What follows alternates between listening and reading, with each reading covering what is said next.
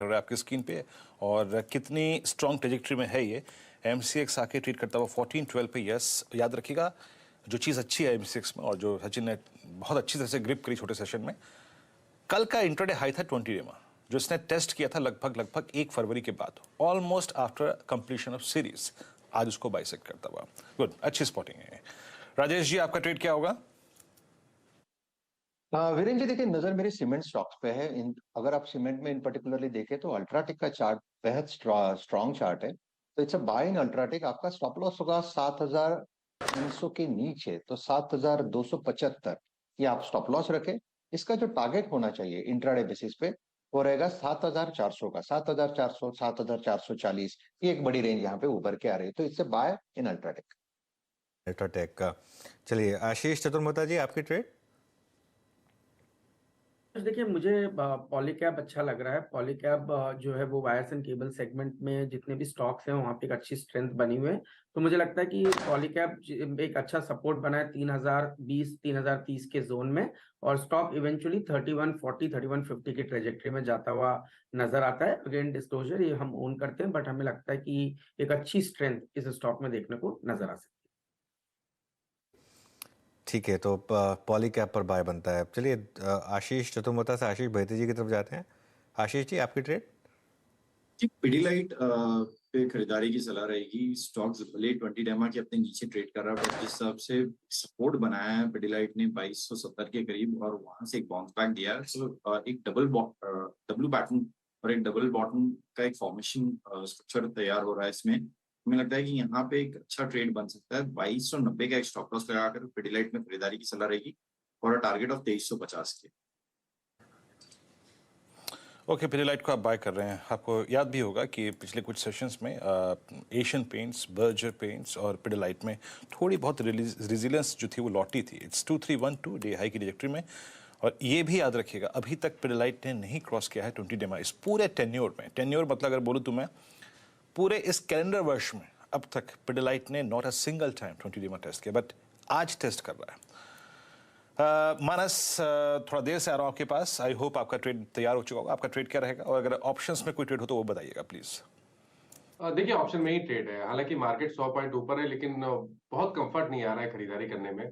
तो एक बेचने का एक ट्रेड रहेगा और वो टीवीएस मोटर्स पे रहेगा। यहाँ पर lower top lower bottoms clearly दिख रहे हैं। आज भी एक गैप अप ओपनिंग, छोटी सी गैप अप ओपनिंग देखने को मिली, लेकिन स्टॉक ऊपर सस्टेन नहीं हो पाया। 20 डे मूविंग एवरेज के नीचे ट्रेड कर रहा है और मेरा समझना है कि करीब 50-60 रुपए का डाउनसाइड आपको मिल सकता है। तो केवल एक ऑप्शन ट्रेड है। 1060 का पुट ऑप्शन लेंगे, 27 रुपए पे ट्रेड हो रहा है। 19 रुपए का स्टॉप लॉस यहाँ पे लगा के 50 रुपए के टारगेट सेट करेंगे, तो टीवीएस मोटर्स के 1060 के पुट ऑप्शन में खरीदारी करने की राय रहेगी।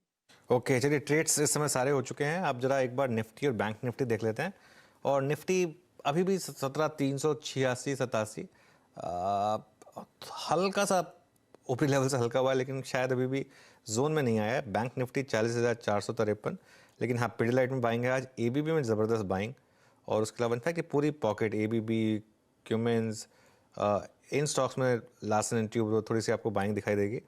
उसके अलावा एक स्टॉक लेकर आइए जुबिलेंट फूड वर्क्स, वहाँ पर भी थोड़ी सी बाइंग। तो कुछ इंडिविजुअल स्टॉक्स हैं जहाँ पर आपको शायद थोड़े से बाइंग के सौदे दिखाई देंगे।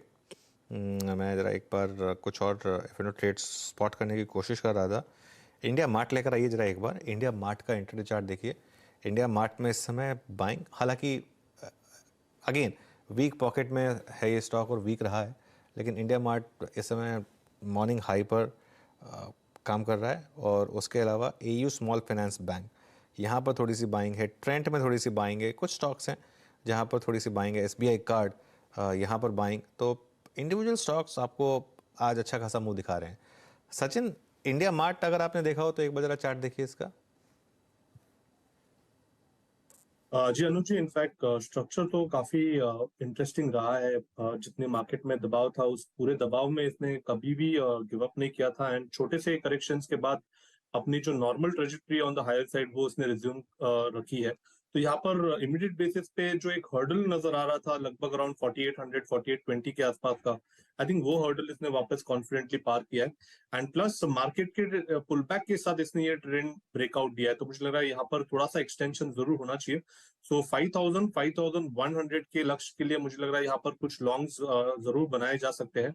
ऑन द लोअर साइड जिस तरीके से ओपनिंग इसने रखी है अपने शॉर्ट टर्म एवरेजेस के ऊपर, तो मुझे लग रहा है 4770 के नीचे जब तक यहाँ से एक स्विंग नहीं बनता, आई थिंक तब तक ये बुलिश मोमेंटम कंटिन्यूड रहना चाहिए। सो डेफिनेटली अपने लॉन्ग रेडार पे रखने की सलाह होगी। एंड 5100 मेरे लिए होगा एक अच्छा रिव्यू जोन। एक ट्रेड है मेरे पास। ओके, इंडिया मार्ट आपकी स्क्रीन पे। और हाँ बताइए सचिन, प्लीज ट्रेड बताइए सचिन। देखिए यहाँ पर दीपक नाइट्रेट में काफी अच्छा एक कंसोलिडेशन नजर आया था पिछले 3 दिनों से। एक अच्छे रेंज के आसपास वो ऑस्किलेट हो रहा था। अपने शॉर्ट टर्म एवरेजेस 5 and 20 के ऊपर की अभी उसने एक चाल बनाई है, प्लस इसके आरएसआई ने डेली पे एक ब्रेकआउट रजिस्टर किया है प्रीवियस स्विंग हाई के ऊपर। तो मुझे लग रहा है यहाँ पर थोड़े से लॉन्ग्स बनाए जा सकते हैं। जिस तरीके से ओवरऑल स्ट्रक्चर है, मुझे लग रहा है 1795 के स्टॉप लॉस के साथ आपको ये लॉन्ग्स बनाने हैं। इंट्राडे के लिहाज से पहला टारगेट होगा लगभग अराउंड 1865 का, एंड पोजिशनल टारगेट होगा अराउंड 1920 का। खरीदारी करनी है दीपक नाइट्रेट के फ्यूचर्स में। बता दें कि मनी कंट्रोल पर दिए गए विचार एक्सपर्ट्स के अपने निजी विचार होते हैं। वेबसाइट या मैनेजमेंट इसके लिए उत्तरदायी नहीं है। यूजर्स को मनी कंट्रोल की सलाह है कि कोई भी निवेश निर्णय लेने से पहले सर्टिफाइड एक्सपर्ट की सलाह लें।